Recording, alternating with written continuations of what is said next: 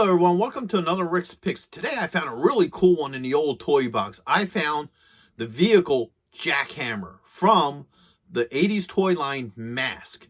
Now for any of you who never heard of M.A.S.K, it was a toy line of vehicles that look like normal vehicles and they transform into combat vehicles. And of course, just like anything in the 80s, it also had its own cartoon. Now Jackhammer was one of the bad guy vehicles. The bad guys were known as Venom. You know, G.I. Joe had Cobra, M.A.S.K had Venom.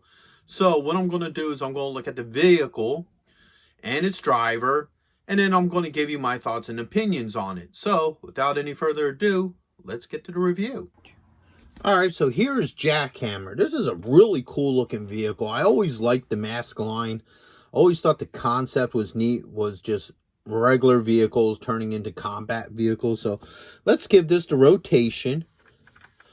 You know, it's an old school Ford Bronco, which probably back in the time when this came out was, you know, a new style Bronco. All right. Take a look at it from the top and take a look at it from the bottom. All right. It does come with a couple accessories. First off, it comes with a figure, which is Cliff Dagger. All right. His head does go back and forth. He has a shoulder joint. Put his arms up. He has a thigh joint. And he also has a knee joint. Alright. And he comes with the torch mask. They call it a mask. I mean, I don't know why they call it a mask. It is a helmet. But for argument's sake, this is the torch mask. Alright. And it just fits on him easily. Alright. And then it also comes with an accessory here, which is this cannon here, which will be top mounted on the vehicle once we do the transformation. So, with that being said, let's start looking at the transformation sequence. Hey, are you going to be in the Philadelphia area between September 9th and 10th? If so, check out RetroCon. It's affordable. They have lots of great vendors. There's going to be cosplay competitions, celebrities, and much, much more. So go ahead and check out the link in the description. And also, Samuel J. Jones is going to be there, better known as Flash Gordon. So check it out. Greg Evigan will be there, best known for BJ and the Bear, My Two Dads, and Tech Wars. And check this out. The rare Hasbro Proton Pack as a raffle prize. Now, you can't beat that. So, it's very simple to transform these things, okay? So, get the bumper, the top piece pops, the seat comes out, and now you have these two cannons. This piece that I showed you earlier just sits right up here, all right? And now you have a sequence for the front. You push this piece down, and it's supposed to cause the front to slide up.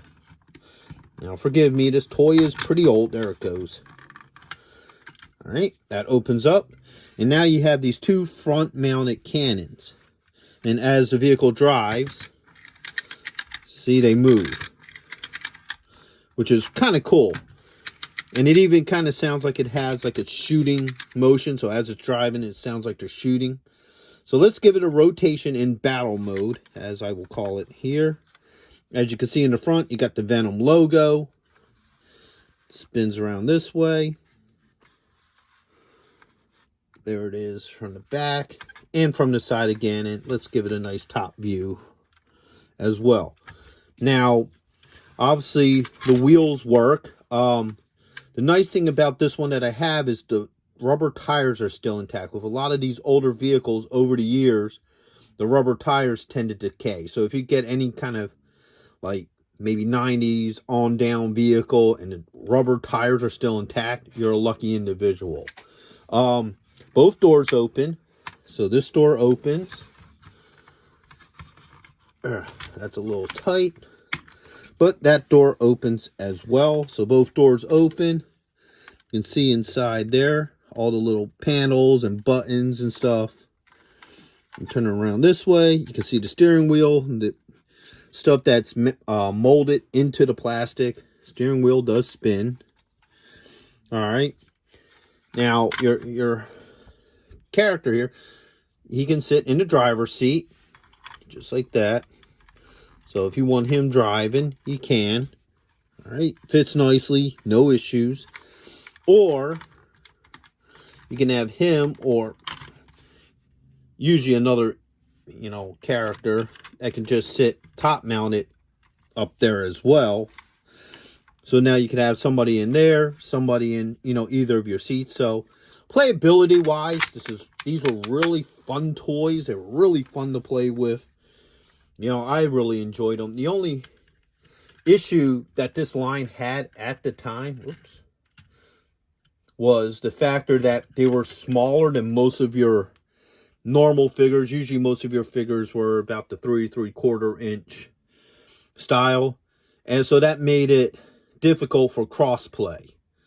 Like if all your figures were around the same size, and you can kind of have like G.I. Joe with Star Wars, or Star Wars with Flash Gordon, or so forth and so forth. So that was the only issue, is that they weren't scaled with all the other figures, but they needed to scale it down because of the vehicles that they have. Actually, the more I think about it, no, they really didn't, because Star Wars and G.I. Joe had some really crazy play sets for their size. So, but overall, I really like this toy. It was a lot of fun to play with as a kid, and it still looks cool to have it on the shelf as a collectible. So, if you did like this video, go ahead and hit a like, and if you're not subscribed, subscribe, please. It's a small click for you, but it will really help this channel grow, and leave me comments. I'm always willing to, get back to you. I'm always curious to what people have to say. So, until the next video, late.